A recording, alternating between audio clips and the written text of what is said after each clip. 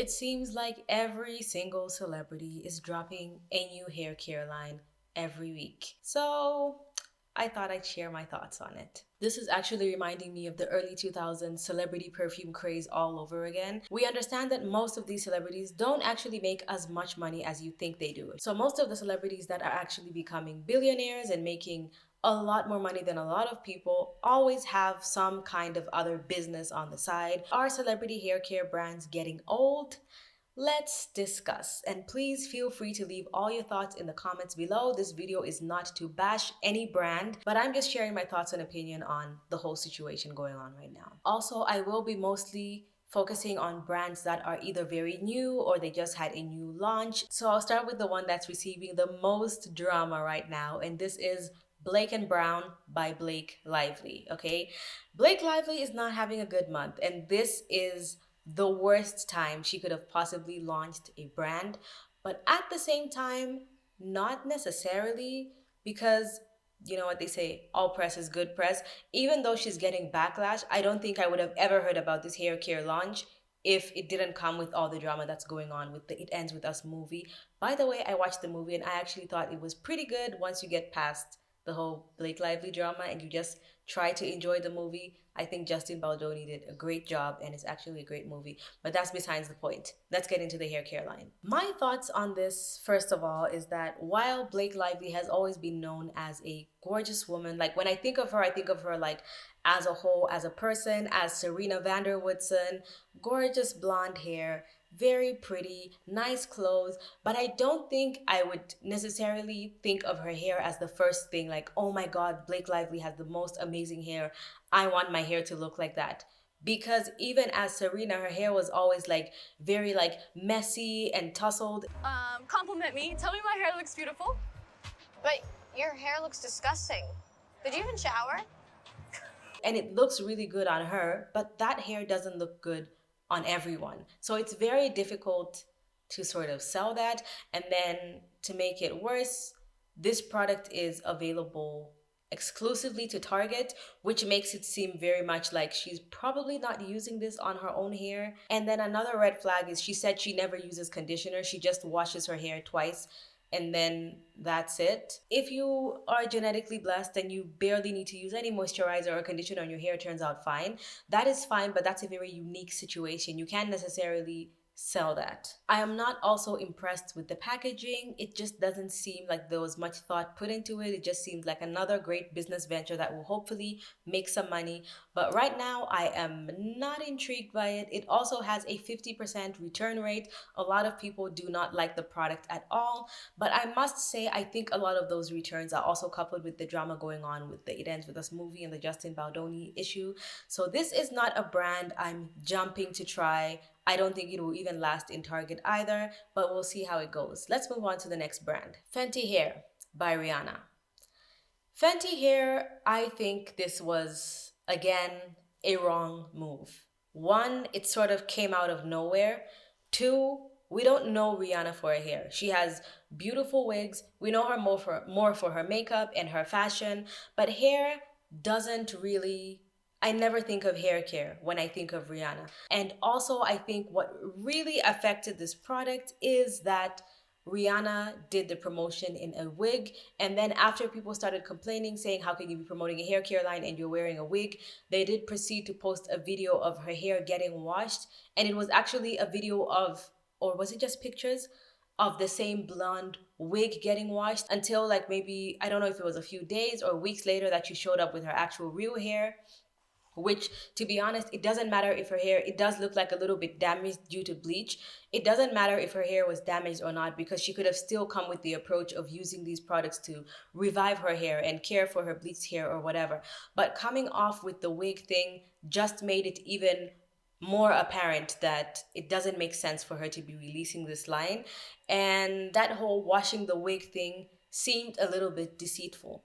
However, she does have amazing makeup, so we can't doubt her ability to produce amazing products, whether they're for skin or hair or makeup. I have hope for Fenty Hair, and I think that if they do a possible rebrand and a little bit more marketing, it will do well, because even now, I have kind of forgotten about it until I started making this video. Let's move on to the next one, which is a major one and a touchy one. So please don't come for me, but we're going for Sacred by Beyonce. So here's my thing, okay? Before you come for me, I am a Beyonce fan. I know probably the lyrics to all her songs. I love her music. But as a personal brand, I don't think she has one. And this is because Beyonce is an unreliable source. We hardly know anything about Beyonce. Everything we know about Beyonce is what she wants us to know. Her image is very like pageant queen, very curated. She doesn't speak to us on social media because she's so detached from the fans. We're first of all thinking, do you even use this on your hair? How do we know if we actually use this on your hair? She also made the mistake of what Rihanna did with wearing the wigs and the hair extensions, and she took too long to address the whole situation. And you can't complain about people not believing that it's a wig when she's never like come on and like been authentic to be like, oh, this is my hair care routine. We usually hear stuff like that from her mom because she doesn't communicate with people, and she only comes on now like doing like a few hair care videos and like showing the products. But that doesn't necessarily take away from the brand being good in itself. It's just that it doesn't seem authentic enough, especially because she wears wigs a lot. We don't know when she's wearing a wig or not. And then even when she did show us her real hair, which is actually gorgeous and long, it is blonde, it is healthy.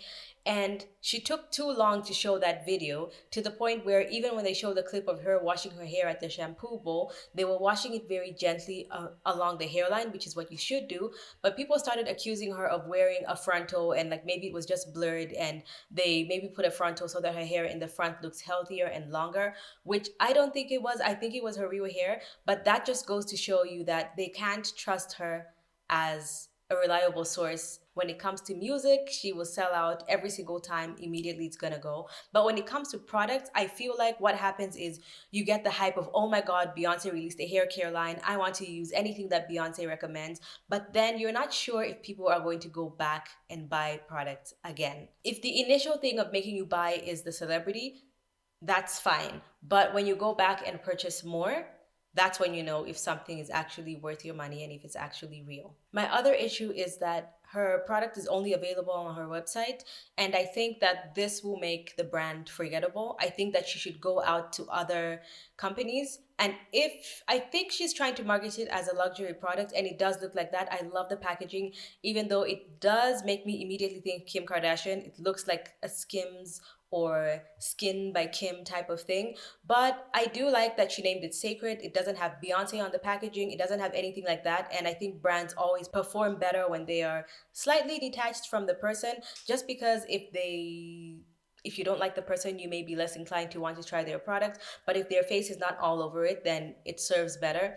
So I like the packaging. It looks intriguing. If I didn't know Beyonce owned it, I think I would reach for it and want to try it. I do think she launched a few too many products. Some of them seem slightly unnecessary.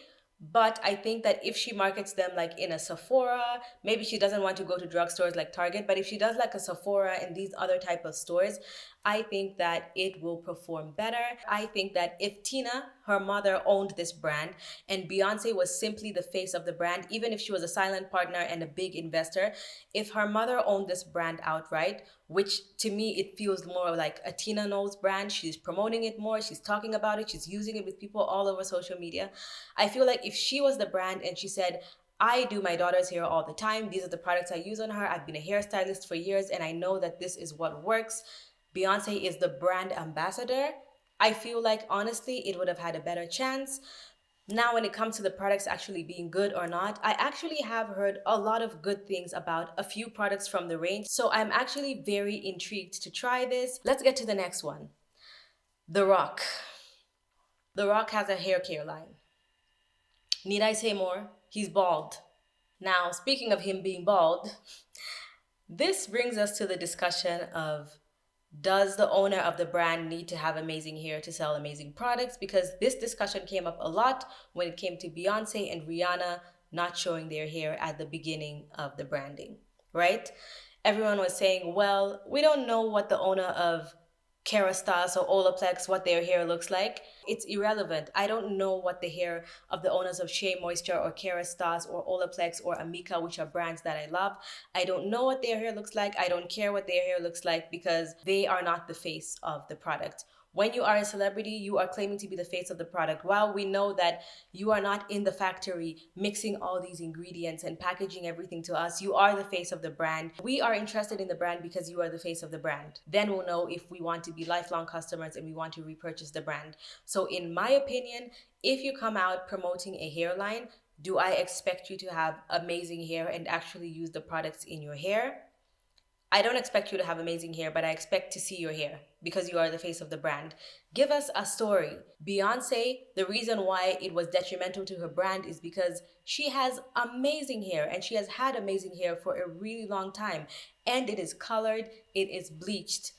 That is a lot of stress on your hair. For her to maintain healthy hair all that time, that would have been an amazing storyline. But because it was sort of like shady from the beginning, it sort of tainted the brand. So yes, I do expect to see your hair, and I do expect hair to be sort of associated with you as a person for it to sell as a brand. Issa Rae with a hair care line, that makes sense. Tracy Ellis Ross, from what I've heard, pattern is good. I don't know if it's amazing, but that kind of makes sense. That's why I think the fragrance thing maybe even did well back then because, like, even if you're not associated with a scent, most people think everyone wears perfume, so it's easily sellable. But with hair care, it just doesn't make any sense. Here are some examples of hair care brands that I think would actually make sense and do well if they were marketed properly.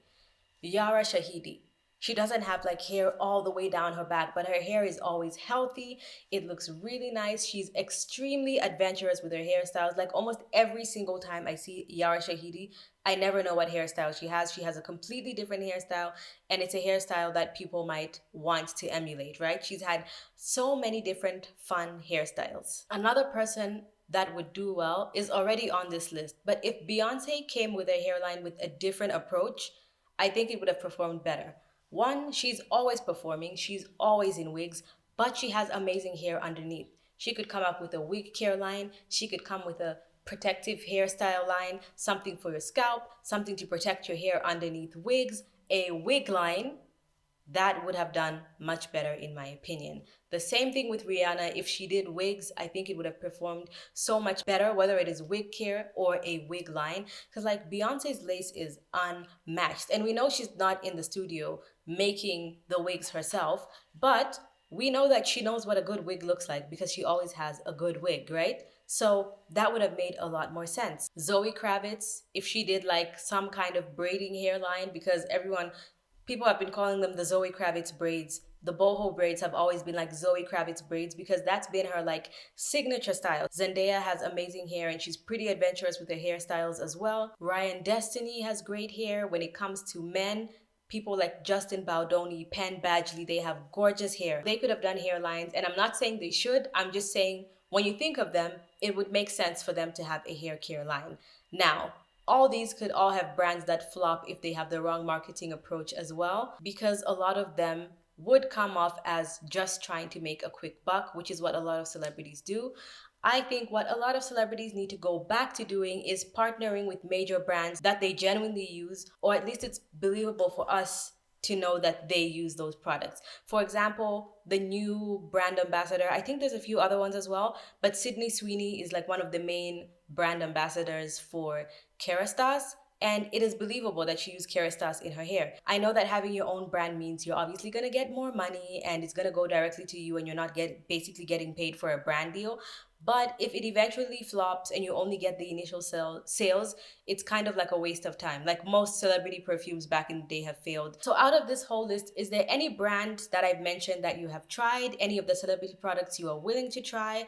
I am actually willing to try them. Most of my opinions are not actually on the product. It's about the branding and the marketing. I actually think a lot of these brands have the potential to have great products in them. Let me know in the comment section below if there's a brand that you think I just have to try because you've tried it and it's great, or you're just curious and maybe I can be your guinea pig. Let me know in the comment section below your thoughts and everything. Hit my face right there to subscribe if you did it in the beginning. Watch this video here for products that I actually love and recommend and have tried. Thank you so much for watching, and I'll see you guys in my next one. Bye.